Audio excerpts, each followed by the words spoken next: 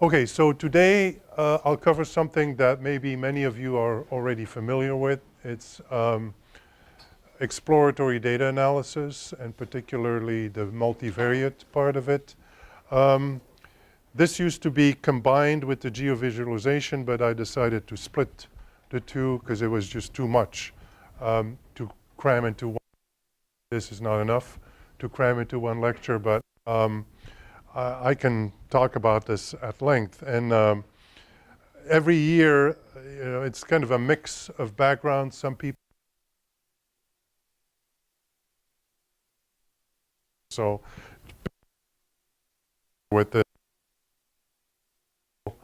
practice this in the lab next Monday. So first, I want to start with a little bit of background and concepts, and the readings that I added to the Canvas site give you some more in-depth background about this whole notion of where does exploratory data analysis come from, and why is it even part of statistics. And then one of the key concepts in exploratory data analysis is dynamic graphics. And one thing you have to keep in mind is that EDA basically wouldn't exist without computational power. And it's all about computation and bringing computation to the data analysis rather than, say, analytics or equations or proofs, things of that nature. And then I'll quickly go through some main, I call them devices, methods, tools, to analyze multiple variables, multivariate data. So the problem with multiple variables is that you can easily graph them or even imagine them. 2 dimensions, easy. 3 dimensions, a little harder. 4, 5, 6, 20 dimensions, forget it, right? So how do we deal with these higher dimensional data spaces and reduce them to something that we can visualize, we can analyze, we can make sense of it? So that's what multivariate EDA is about. The techniques that I will cover today are all basically smallish data techniques in that they don't necessarily scale well to the big data that we've been talking about in the last week. But there is some really exciting research going on in computation and visualization on how to deal with truly large data sets and still make sense out of them. And then I'll close with a little bit of caution. Don't get carried away, don't get too excited about this stuff. But it is extremely useful, and I cannot tell you enough how it has saved me oodles and oodles of time to do the data exploration before I start modeling and before I start cranking the equations. You see, it's important not just for data exploration in a more philosophical talk about in the beginning, but also for data quality assessment. And I mentioned this in the lab the other day. It happens. Nobody's perfect. Everybody makes mistakes. There are typos, there are recording errors. How do you quickly and efficiently find these? And you cannot beat these visual methods. It's much more efficient than to look down a table and try to spot a mistake. So exploratory data analysis actually has kind of an interesting history. And when I was in grad school, my advisor handed me this book, and this is the book, this red one, by John Tukey on exploratory data analysis, and it had just come out then, which of course dates me. But I was very young in graduate school. So he said, check this out, because this is totally different. And it is. I mean, to, I guess, most of you, statistics is equations. A lot of statistics is still taught mostly that way. It's about distributions, functions, properties, limit theorems, things of that nature. But it's much less about looking at data, and that's why, in some sense, data science has excitement, which is kind of flipping around. And even though statistics has always been about data, if you look at some of the textbooks, you wouldn't know it because there's no data in there. There's lots of equations. So John Tukey worked for Bell Labs, and Bell Labs was a think tank, a research arm of Bell, which was in the days before it was split up. And so they were dealing with real life, what we now would call data science problems. They were looking at reliability of lines, what happens if something goes down, how do you, I remember seeing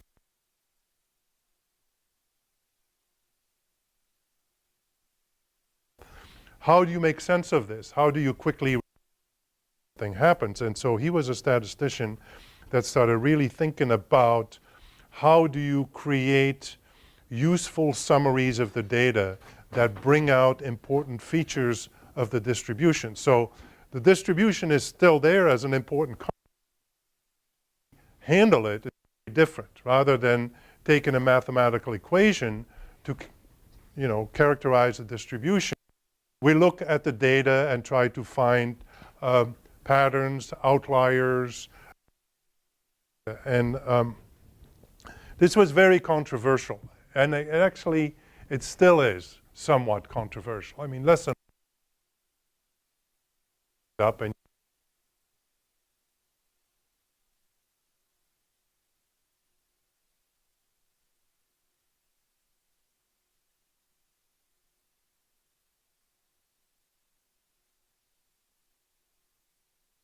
let's say textbook statistics.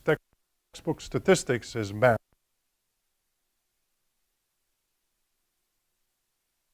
Exploratory data analysis is an art as a science. Some people are good at it and some people are not. People look at a graph, people take one peek at the same graph and immediately pick out a pattern or useful. And so hard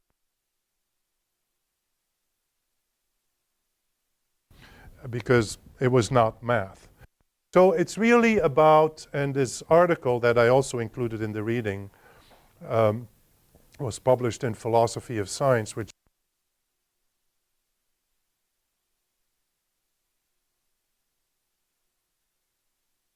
struggle with this, if you wish, kind of artsy aspect of it.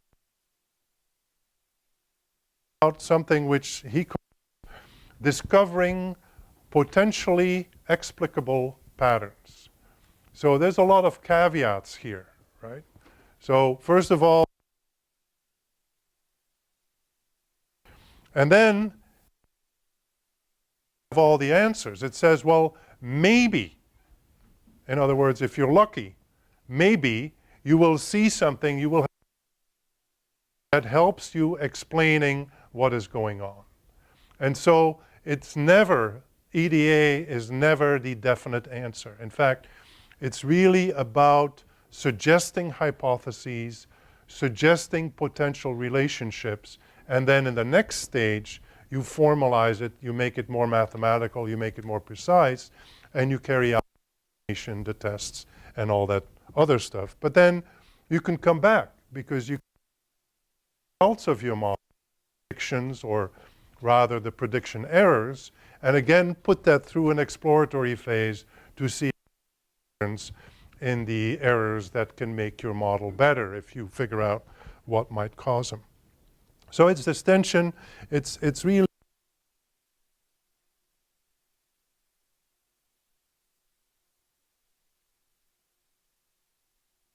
might be difficult or impossible to find a reasonably comprehensive philosophy of EDA. So right there, right off, fall within the framework of mathematics and statistics. And he goes on to talk about, it's all about exploration, it's all about helping you in the discovery process, which is, a little soft for a mathematician, but it is very, because in real data science, especially increasingly in the new data and the big data world, there isn't really any theory. There isn't really any theoretical framework. For example, if you work at the interface interface of the human societal. You work in sustainability. You're dealing with phenomena from biology and phenomena from economics. How do they mesh together? Well, the economists will say, well, it's all economics. The biologists will say it's all biology, but in fact, it's not. It's much more complex than that. And you have the data. And so the data drive the exploration. There is no, unlike, I know a lot of you, and I was the same, are trained this way in economics. Here's a model, you get the data, you estimate the model, you see if it holds or not, right? This is upside down. So we have all this data, we're trying to figure something out from the data. Maybe we don't really have a good idea of even what we're looking for. This is often the case in needle in a haystack type of problems where you have lots and lots of data and you don't really know what you're looking for looks like. So you have to figure out ways to make this systematic, to structure this, and to guide your exploration process. And there's really something I want to get across because as I told you before, I was trained very classically as a mathematical economist, as an econometrician, and I have completely changed my view of how I approach the world. And this is extremely efficient. It cuts through a lot of kind of drudgery to get you very quickly to some central hypotheses, relationships. It also helps you to eliminate potential hypotheses. You know, we often start an analysis with some preconceived ideas of how things are interacting. Well, very quickly through some of these graphics, you see whether this holds or not. Another aspect that is very important, we tend to be growing up in a linear world and think about linear models and linear relations. A lot of things in real life are not linear, but exploration devices, visualization tools discover the nonlinearity in some of the relationships. So a little bit of abstraction here, the concept of a view, and I've already mentioned this in the context. Every window is a view of the data. So think of as kind of a device that presents you a small number of aspects of the data. So a view could be a table or a map or a scatter plot or a histogram or some. And exploratory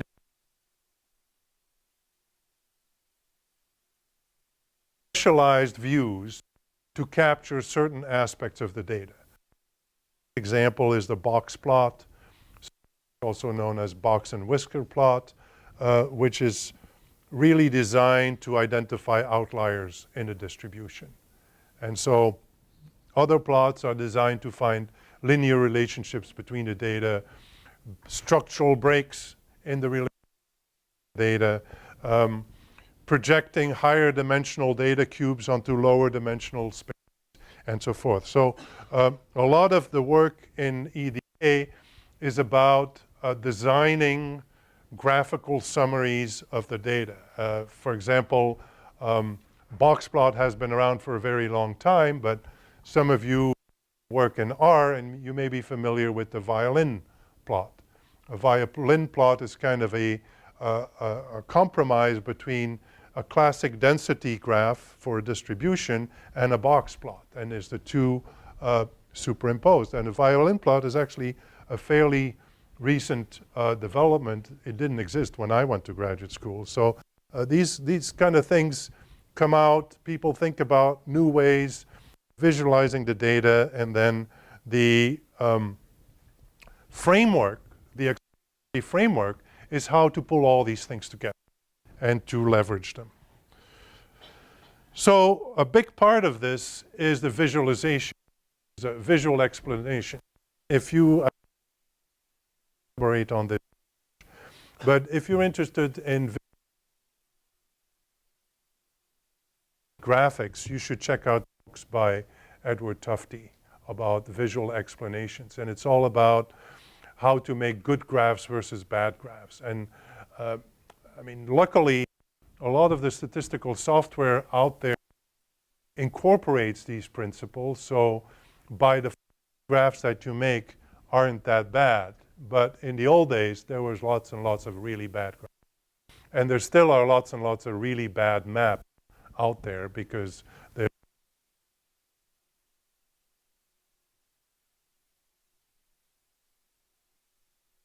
we're not really trained to think about, and they're very. But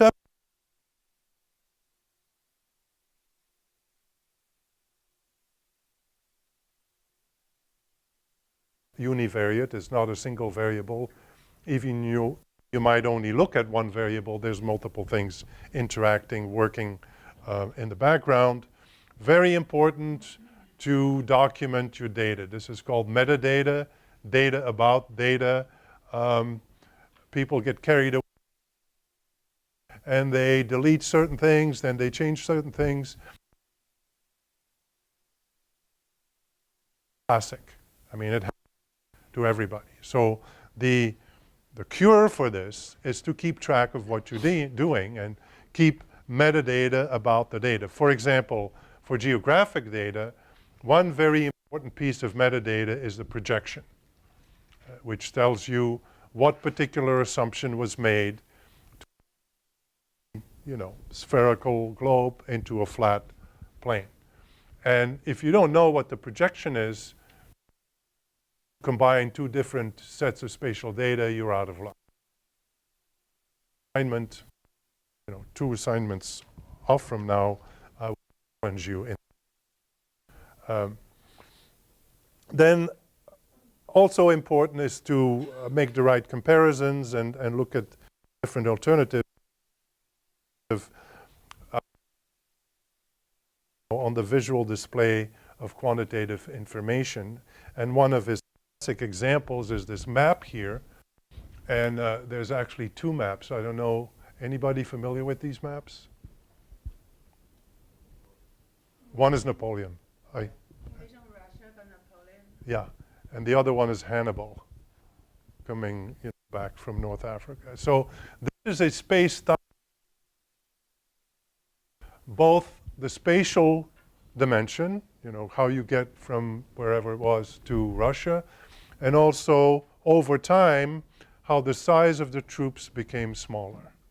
You know, so this is actually very creative, combine multiple dimensions into a single 2-dimensional graph. So the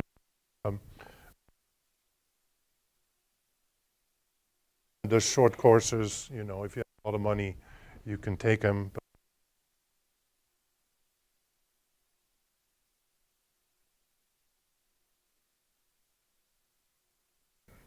And I'm making this right after 9/11, when the department was set up.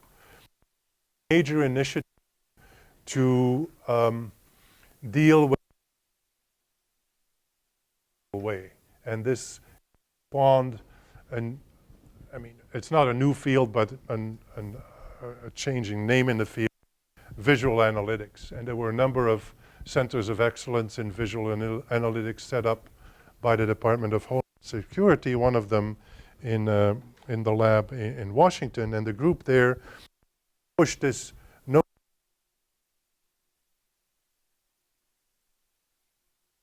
expression, detect the expected. You need to think about this for a second, because a lot of what you do, and actually a lot of what we will be doing in our labs, is finding things already knew. You know, we did when I was at ASU for the NIJ, and we worked with the police of Mesa. Mesa is a big city next to Phoenix.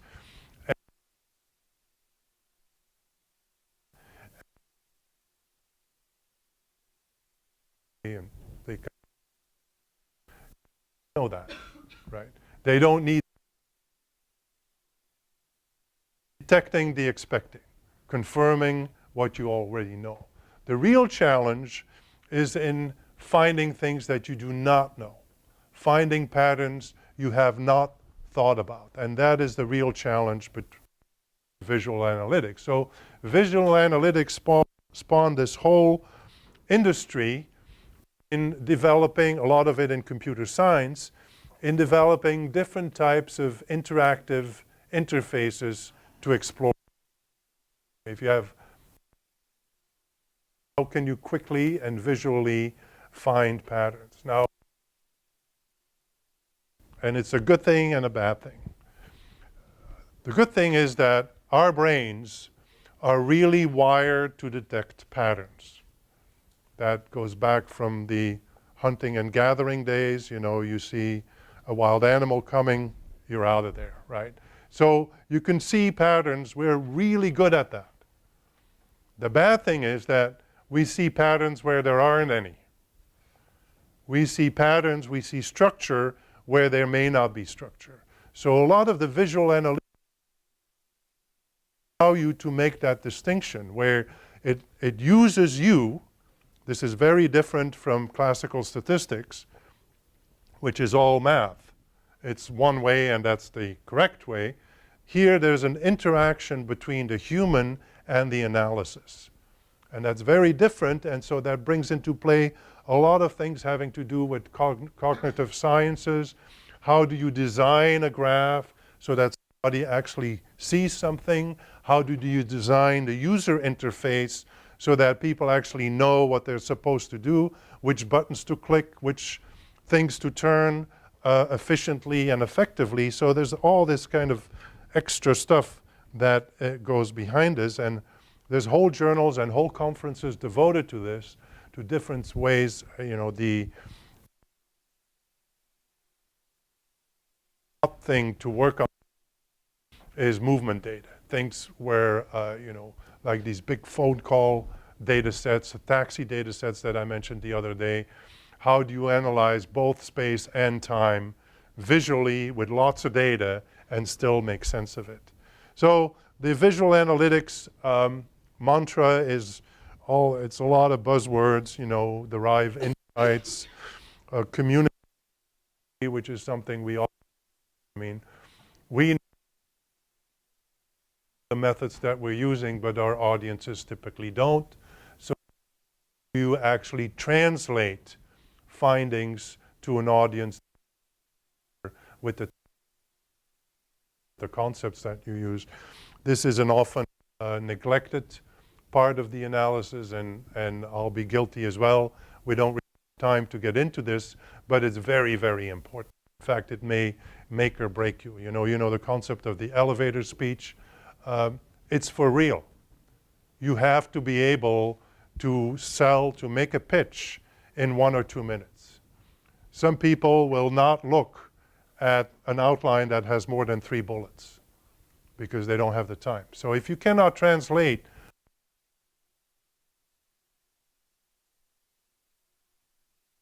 communications part, you may have done the best work in the world things. If you can't in a minute, forget it. You know, all the work is for nothing. So there's, as I said, a lot of literature, a lot of journals dealing with this. It tends to be in the computer science world, but it's very interesting. And then we have exploratory spatial data analysis. That's a group of us coined, which is basically EDA with space in it. So one of the interesting aspects of it uses a lot to present results of an analysis. So after you do the analysis, you find, you know, patterns, you show them on a map. That's very different from exploratory spatial data analysis, where we'll be using the map not so much at the end of the analysis, but as part of the analysis, as part of the data exploration. So in the process, we will change the map. We will change the interact with the data on the map. And of course, we focus on spatial patterns where location and attribute go together rather than just the attribute patterns. Remember my example with the histogram versus the map. The 2 histograms were the same. the maps were very different. So what are we going to do? Sorry.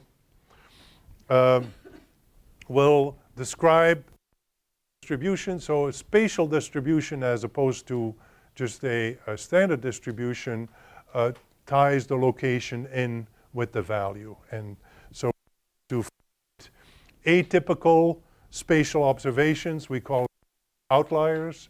Spatial outliers are not necessarily the same as extreme values in your attribute, but the spatial arrangement of them is of interest.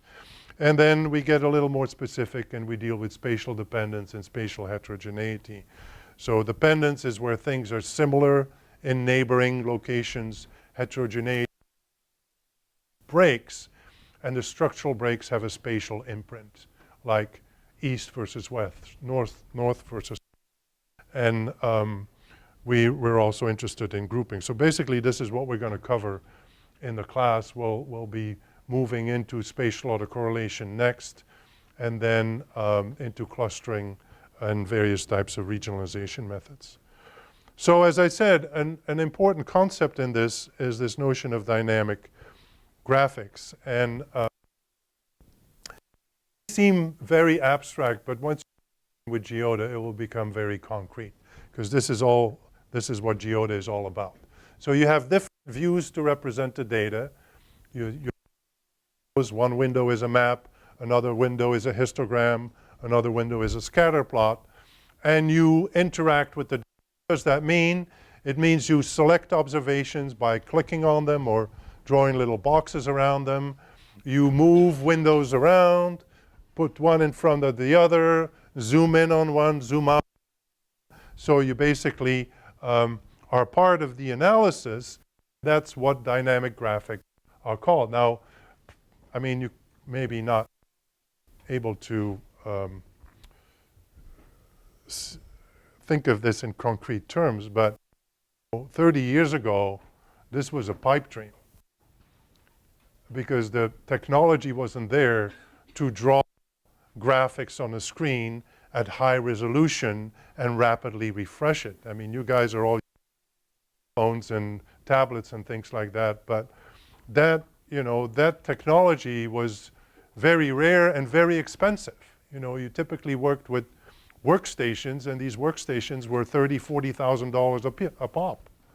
You know, and so that's not an everyday thing, but the revolution in computation has made this grand part in the exploration of the data possible, so that you can have real high resolution 3D images, virtual reality, you name it, and it's all there. Okay, so as I mentioned already, think of this in abstraction, and you focus on individual views. That's an individual graph, a histogram, or a map. You connect them. The linking is very important. We'll get back to this. And then you arrange them in effective and efficient ways. And this is, again, part of the art. You know, there's no one best way to do this. It works for some people, for other people. So this is the fuzzy part that mathematicians don't like. Very important concept. The core concept behind the architecture of GeoDa and a number of other things. I mean, GeoDa was one of the first to do this. Now it's more and more present in statistical software, graphical statistical software. There's really two things, and I mentioned this already the other day. The concept of linking. So think of the data, and you have different views of the data, meaning different window is, say, a scatter plot, another window is a histogram, right? If you select an observation by clicking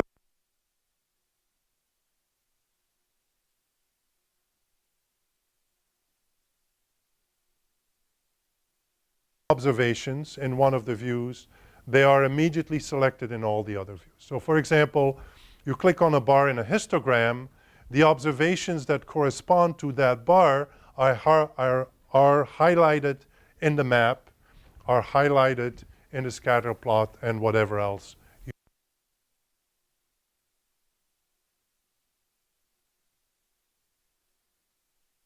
of linking, brushing, meaning that you change the selection. So think of a map, and we'll do this in the lab, and you select observations on the map with a little rectangle box. That's called a brush. Then you move that box over the data. As you move the box over the data, new observations are selected and some observations are unselected. And this changing selection is immediately reflected in everything else you do. So as you brush the data in one of the windows, the selection in all the other windows is updated on the fly. And some statistics in GeoDa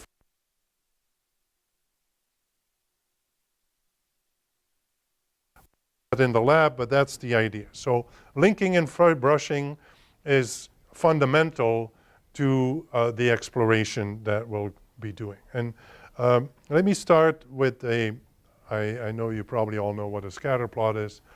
Let me start by illustrating this in a scatter plot, and then in the lab we'll see it in many more of these devices. So a scatter plot allows us to look at the between two variables. Each of the axes in the scatter plot reflects one of the variables, and observations are, we call them tuples. So they're multiple variables observed at one single observation. So each observation is an x and a y, if you wish. So that's a point in the two-dimensional graph. And these graphs are really useful for medium-sized, small and medium-sized data sets.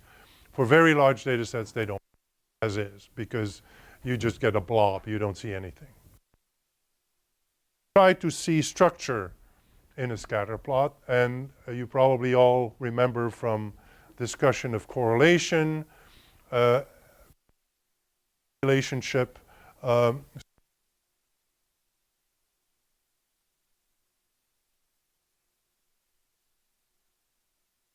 points. Circular, because something circular means there's no correlation whatsoever, right? And so we try to scatter plot by a smoothing device, as it's called. And the most familiar one is a linear smoother. That's just a simple regression fit. But there's also one of, if you are not familiar with this, is a local regression distinction between W, but it's basically so what's the principle? Let me so this is a scatter plot. I'm assuming everybody knows what a scatter plot is. If not, I'll be happy to go over it again. A linear is a least squares, sense that the sum of square deviations is minimized. This is by no means the only way to do a linear fit. You can base a linear fit on absolute deviations, for example. A little bit different. So that's a linear fit, but a nonlinear fit, or a local fit, rather I should say, is a very simple. So to fit the line plot, we use all the data points. You know, why not? But instead of using all the points, you could, let me just take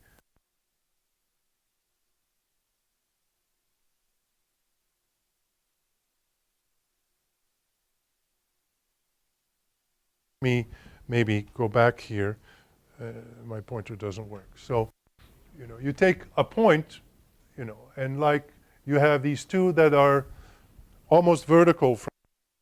So what is the relationship between x and y for those points, right?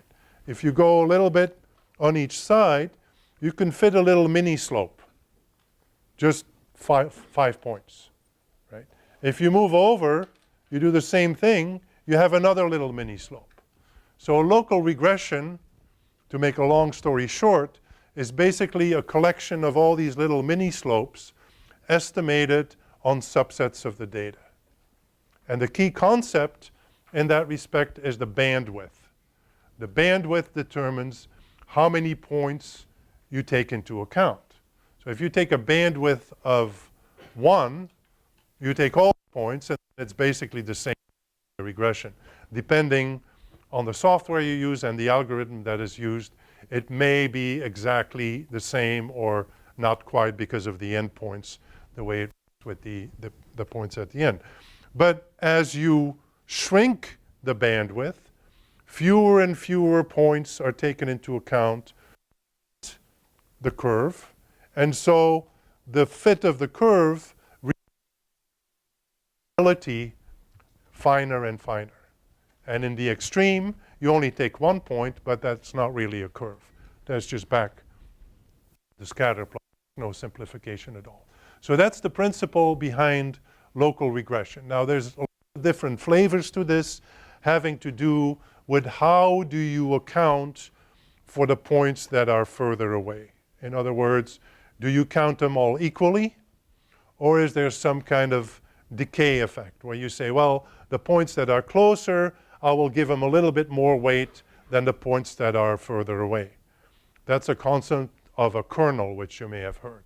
So a kernel or kernel density is a way to give different weights to the observations depending on how far away they are. And typically once you reach the bandwidth, the kernel weight goes to 0, so then anything beyond that doesn't count anymore. So depending on how you do this, you will get slightly different results. But the concept is the same. The concept is that rather than using all the data to fit a curve, you take a small local subset of the data to fit the curve locally, which then reflects much more variability in the patterns. And so basically for each xy, you take a bunch of pairs and you choose the bandwidth. A short bandwidth gives you a very spiky curve. A longer bandwidth gives you a smoother curve. And so there's quite a bit of literature on what is an optimal bandwidth, and there's different criteria. In my experience, it's kind of a cop-out to go with the optimal bandwidth because you really have to see for yourself what is the trade-off between too smooth and too spiky and whether it helps you find different patterns. So there's always a little bit of experimentation going on. So this is the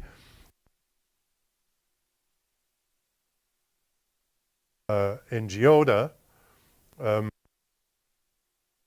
which is point. So 0.2 is the default. So what happens when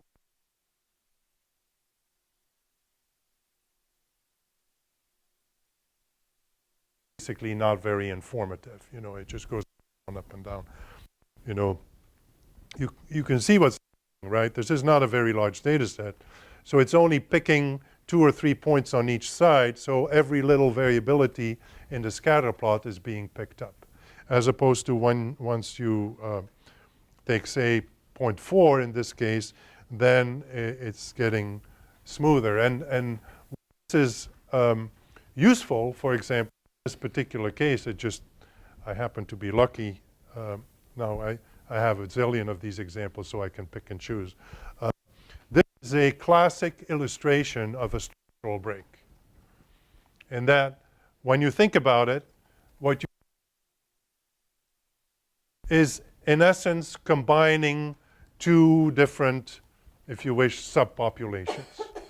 One subpopulation where there's a very steep relationship between the 2 variables. So if you increase, it goes way up or way down if you decrease it. But the other part is fairly low slope, even flat. So that's a part of the data set where you have very little of increasing x on y, right?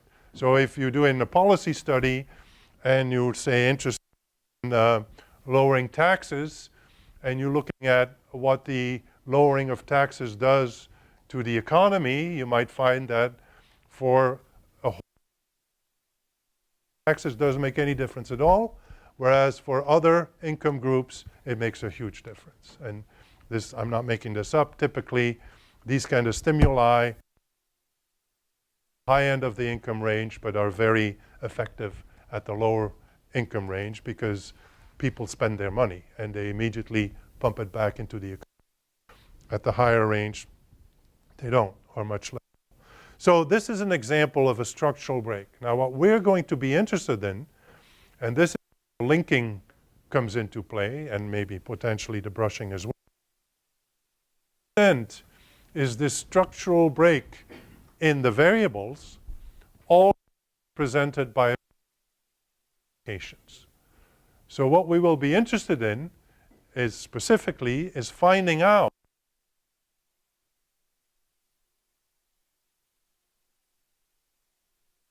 similar spatial locations. For example, are they all in the center of the city and the other ones are in the suburbs? Or are they all west of the Mississippi versus east of the Mississippi? And so that then stimulates thinking about hypotheses. There's no geographical determinism here, but it's what is behind these patterns? What are we missing that might explain what variables interact with this phenomenon that might explain the fact that these slopes in different subregions of the data, and we'll be particularly interested in spatial subregions of the data, right? So that's the lowest curve, a nonlinear local regression, and then we combine this with the notion of brushing the scatter plot, and that's one of the, it's a classic paper in statistics on brushing the scatter plot, and this was very instrumental in developing, in being incorporated in statistical software such as initially S and later R, which I know many of you know. One of the reasons why R has such good graphics is because it was one of the first to incorporate ideas from exploratory data analysis in the graphics. And you know, you can easily put 2 and 2 together. S was developed at Bell Labs. What did I tell you about where John Tukey worked? It was also Bell Labs. So these all these things kind of make sense.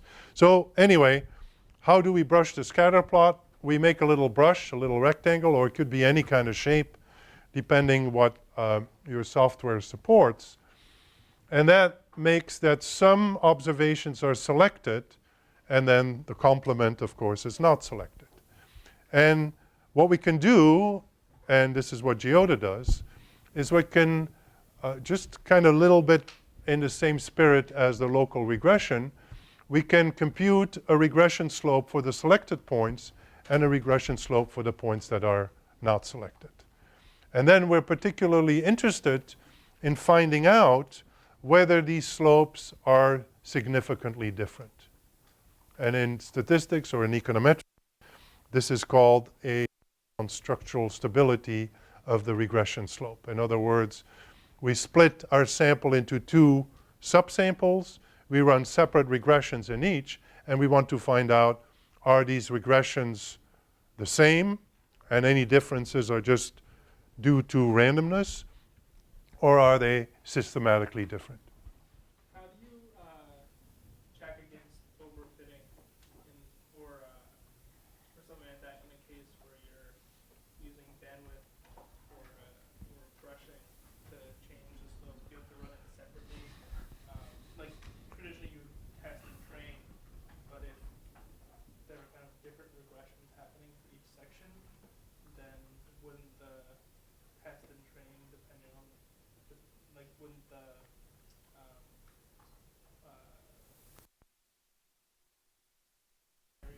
Yeah, it's, there's no testing and training. Okay, so this is a difference in, I would say maybe in perspective, is that the idea is that you are not looking for an optimal fit, which is what you do when you worry about overfitting, but you're looking for local variability in the data. And so in some sense, you're always overfitting because you're taking a small subset of the data and you know, how should I put this? Basically, it's an exercise that comes before, if you wish, the training and the fitting of a model, right? So it's looking for any ability in the data which would then suggest that you're really, in a way, mixing different populations. So you're having different subpopulations. So that's in essence what you're looking for. So this wouldn't be a case, like you wouldn't use a brushed or a bandwidth-dependent model to give some kind of like prediction for a new data point. No. Okay.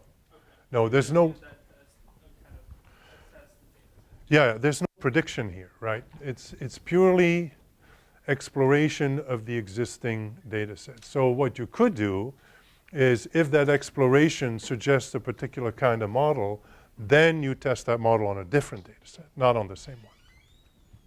Okay, so it's a but this is a different way of looking at the data in that it's not focused on prediction per se, but it's focused on insight. So it's more, I should say, more inferential rather than predictive focused. Is there then a metric to determine when you're, you know, assessing something real versus when you're assessing something that's just over bandwidthing? So like, Well, yeah, I mean, there are different aspects. So if you go back here, you can think of a model, right? And so this is what I do when you have this optimal bandwidth notion. So what is the optimal bandwidth? If it's too small, it's too local, it's too large, it's too small. One way in which this translates into your framework would be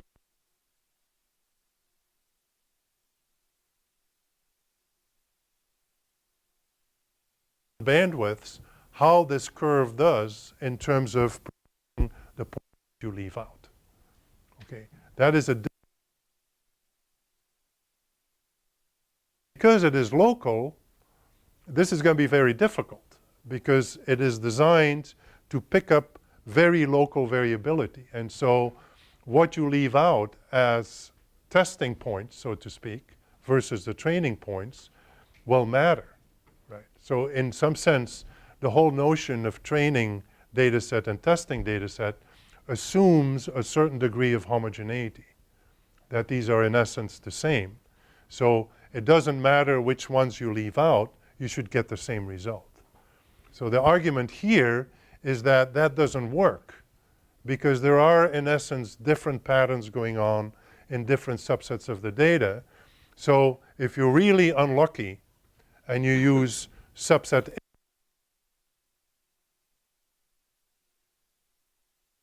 A, do really poorly, right?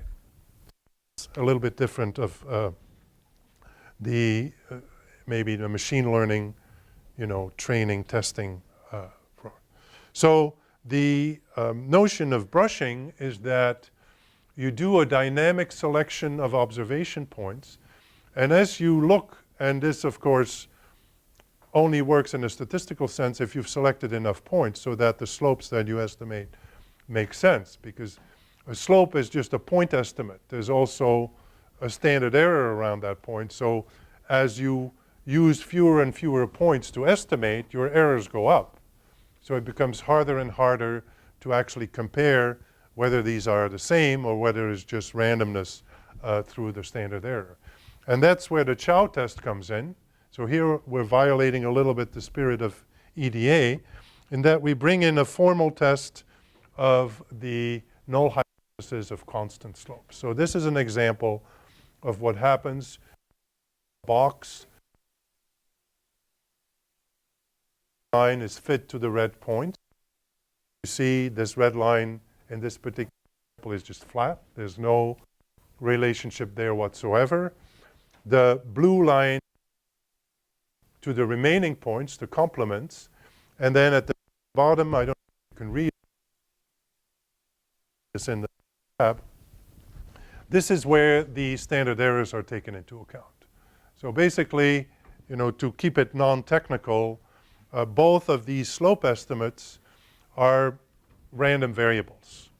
So you can think of them as their slope plus or minus some error, right?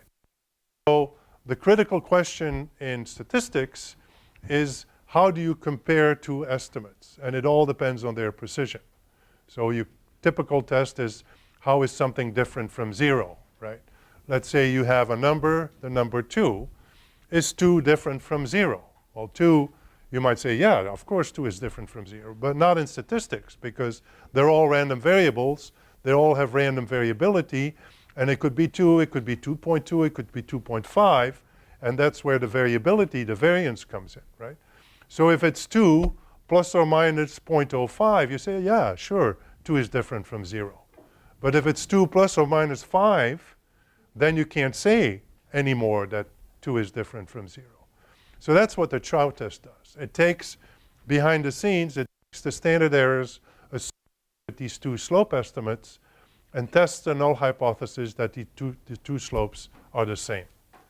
So depending on the precision of the estimate and, of course, the magnitudes of the slopes that you estimate, you are able or not to reject a full slope and computes a little p-value. And then the dynamic part, and that's what we'll do in the lab, is as you change the window, as you move the brush over the data, the slopes change and the Chow test gets recalculated. And that way you are able to, in a set of linked windows, you can assess whether there are subparts in the data points that in some sense are very different from other subparts in the data points. And that's what we will call, if they have a spatial imprint, we'll call that spatial heterogeneity. And this is really cool if you haven't done this. This is a big winner if you have to do demonstrations. So this is an example of how this works with linked windows. We'll really push this in the lab. I'm brushing. You can't see the brush on this picture, but you see the red selected points and the two slopes. In fact, one is positive, the other one is negative. You have the test, and then you see what the selected points correspond to. And so what you're looking for is situations where these breaks have a clear spatial imprint. And then you can start wondering, why is it that this linear relationship between these two variables is so different between these subparts of the data? And of course, that is because there's something else going on that you have not incorporated in your two variables in the scatter plot. And that is something to keep in mind as you do this exploratory work, in that the real world is multivariate and multiple interactions and possibly nonlinear interactions. We're only looking at two variables. So there's a lot of other stuff that may be going on that we are not capturing. So I mentioned the slope. So the idea is that the slopes in the two subsets are the same, and we estimate them, we have their standard errors, and we see similar enough, and if not, we reject the null. And the spatial aspect of this is connecting it to a notion of spatial heterogeneity. And we'll explore this further in the lab. So then MultivariateEDA, just very quickly, I have no idea how many of you are familiar with this. The problem is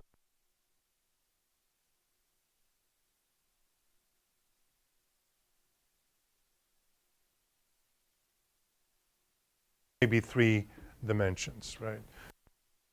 Reduction. Later on in the quarter, we'll look at methods such as principal components and dimensional scales to reduce the multiplicity of dimensions into lower dimensions. But here we're really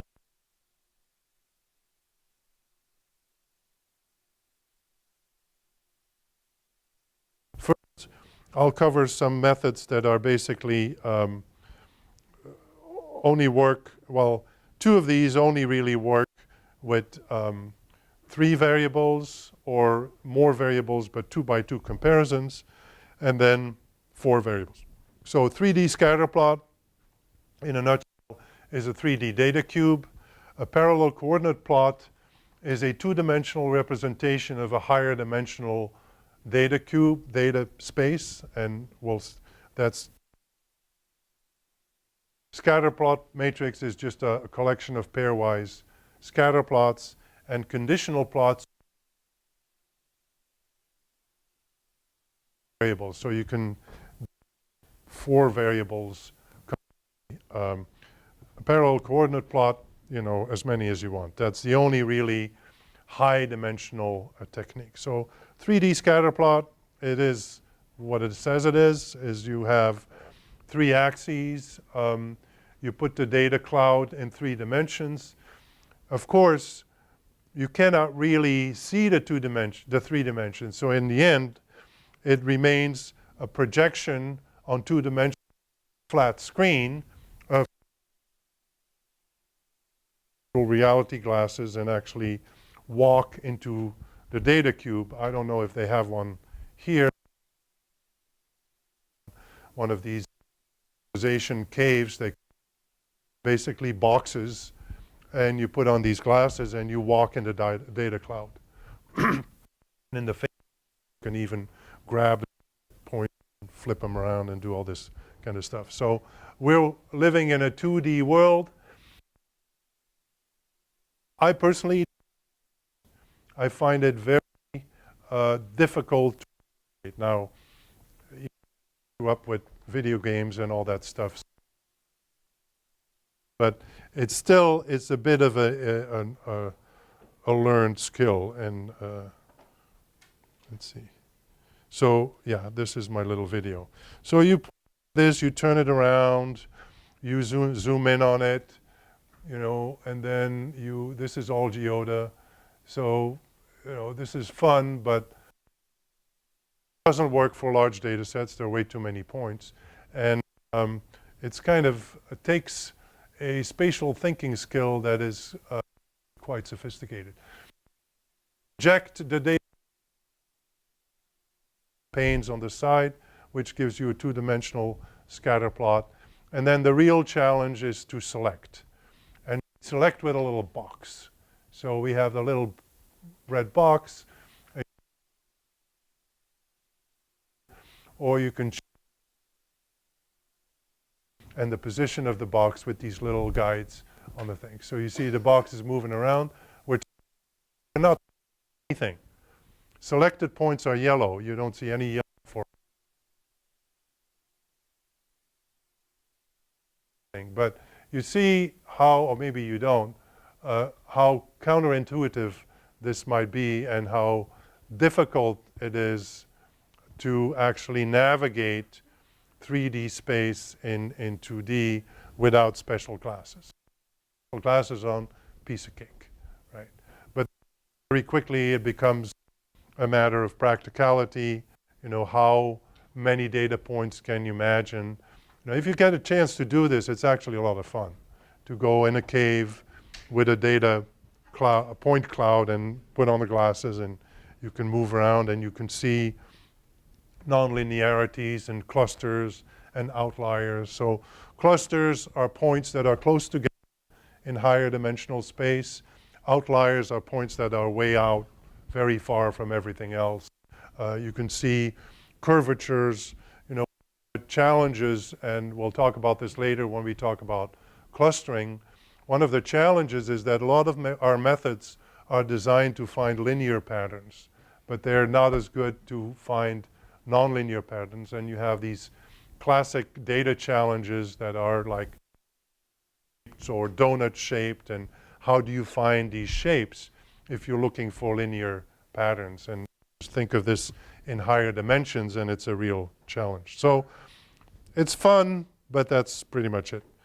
Parallel coordinate plot is actually, I think, one of the most powerful graphical devices to look at clusters and outliers in multidimensional space. And the idea is very simple. It's basically that it's like the concept of a dual in economics, you know, the counterpart, other side of a coin. You think of a point in a data cloud, or, you know, just think of a scatter plot. Scatter plot, 2 axes, and every observation has x and a y. It's a point in the space. Now, instead of a point, if you represent the axis by parallel lines, and you take the value for each dimension as a point on these parallel lines, and then you connect them, then that line is the counterpart of the point in your scatter plot. Or if you have 3 axes, you know, like in the data cube we just did, a point in the data cube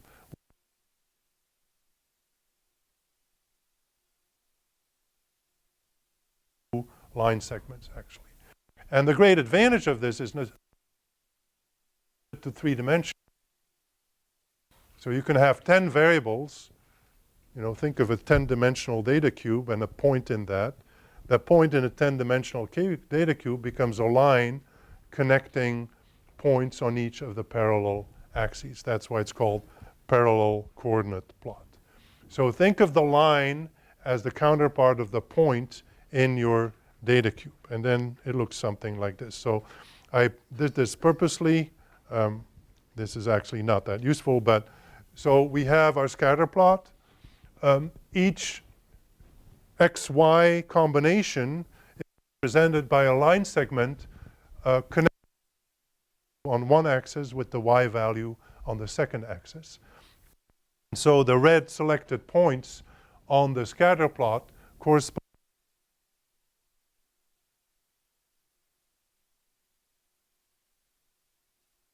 cube. So we have the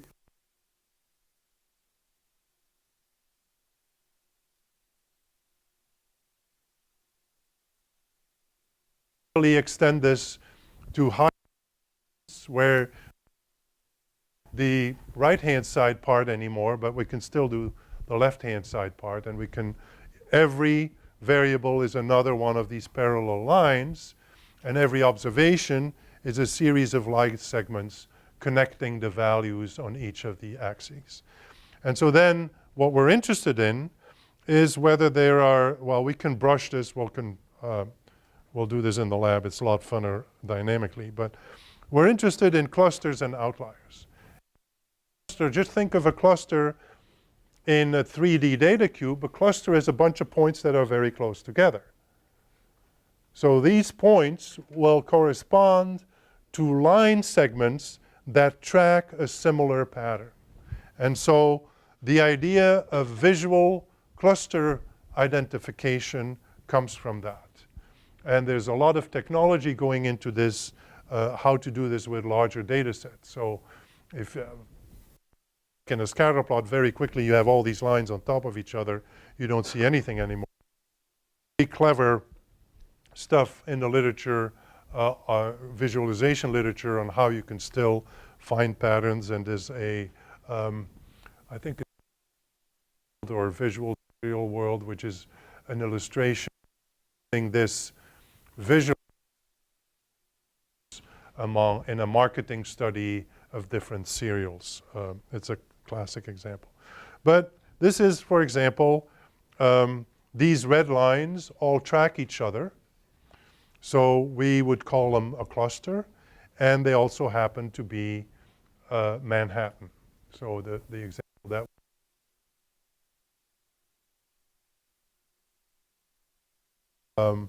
so these are boroughs with very few kids in 2 years, very high rent, and very low public assistance.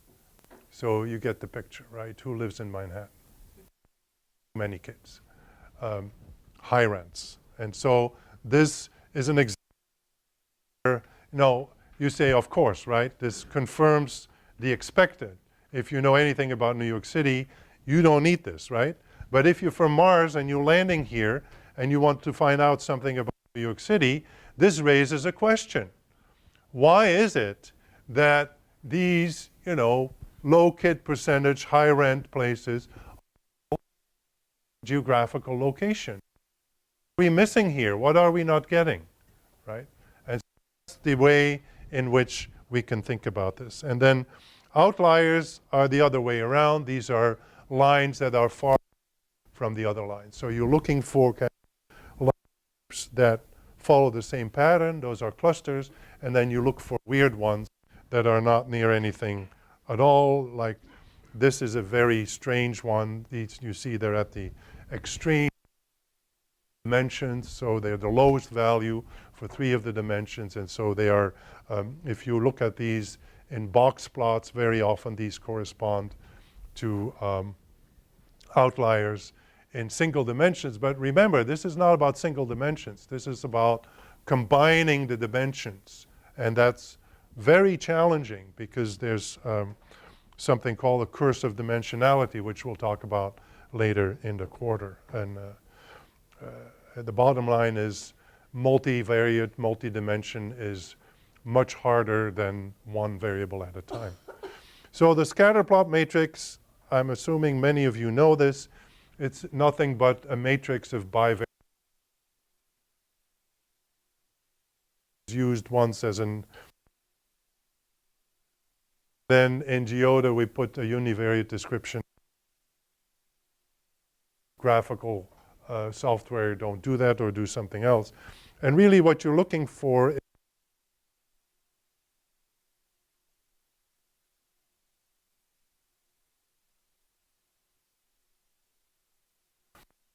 lines flipping, a significant, some are not significant.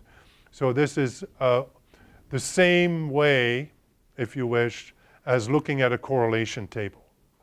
So a correlation table computes all the pairwise correlations between a bunch of variables, and you can just look at it and see what are these correlations. And in fact, if you standardize the variables, then the slopes in the pairwise in the scatterplot matrix will be the correlations. And so you can see visually what these are.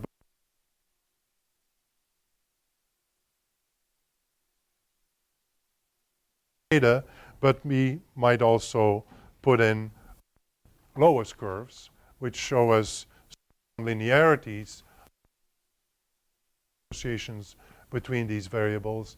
And then to top it off, we can start linking and brushing, and then we can look at structural breaks among the bivariate relationships between the variables. So that's a scatter plot matrix. I'm assuming most of you are familiar with this. Conditional plots or trellis plots are very powerful, but also very difficult to interpret. And you really have to think about what is going on here. So in a conditional plot, conditional scatter plots, we're dealing with 4 variables. Plot is 2 variables.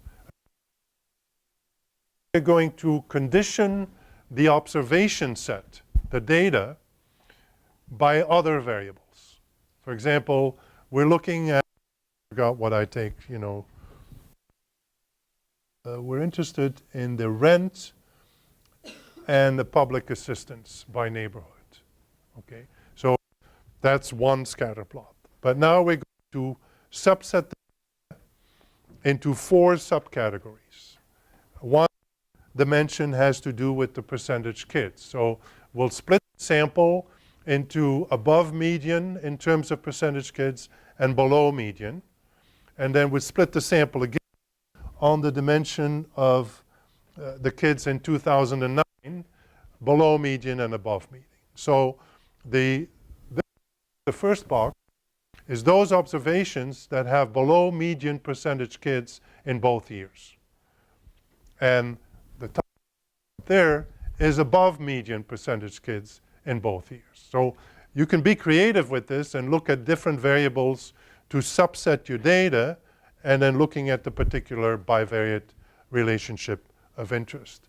And so what we're looking for here is instabilities.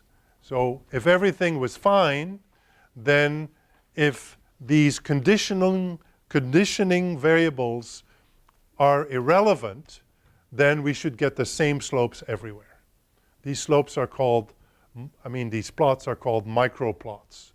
So they're microplots because they use a subset of the data to compute the plot. And next week we'll see the version of this that is a micro map, where we do the same thing, but only with 3 variables, 2 conditioning variables, and then the variable that we map. Here we have 4 variables, or up to 4, 2 conditioning variables, and then the scatter plot of interest. So what we're looking for is changes like changes in the sign, and changes in the sign with subsets of the observations, which suggest that there is an interaction between the conditioning variables and the variables that we have in the scatter plot.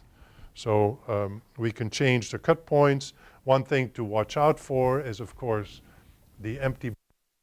As we change our cut points and get subsets of the data, we may end up with subsets that are empty, or not empty but pretty meaningless in that they have 2 or 3 or 4 points, and so you're fitting a line through 3 points that doesn't really tell you that much, right? So powerful. The term trellis graph is trademarked, so we can't use it in GeoDa, so we call it a conditional plot, but it's the same thing. And again, guess where this came from? This came from Bell Labs. So it also was first implemented in S software, which later became our SNS Plus. So if the microplots are the same, there's no conditioning effect. But if they're different, then there is an interaction effect of the conditioning variables. And again, this is a way to deal with higher dimensional relationships in 2 dimensions. 2 dimensions we're really good at. 3 depends. 4, forget it, right? And so that's what we're trying to do. And in the literature, there are some really creative devices to reduce, or not reduce, to convert relationships in higher dimensions to things that we can visualize in lower dimensions. And we're always interested in general patterns, structural breaks, outliers. Those are the kinds of things we're interested in. Okay, just to conclude, don't get too excited, as I said. No formal hypotheses test, so this exploratory methods, they do not explain, nor do they really predict. They're just a way to get you started, suggest hypotheses. It's really about the aha moment, right? You're looking at these graphs and you're rotating them, brushing them, and all of a sudden you say, where did this come from, right? And you start focusing on a particular line of investigation. Major weakness, and we cheat a little bit with our Chow test, of uncertainty. There are not really standard errors or p-values or anything like that. It's very visual. Visual can be great, but visual can also be highly misleading. And that's where we have to keep in mind that our brains are wired to find patterns, so a lot of the patterns we might see are not really patterns. Autocorrelation. This more.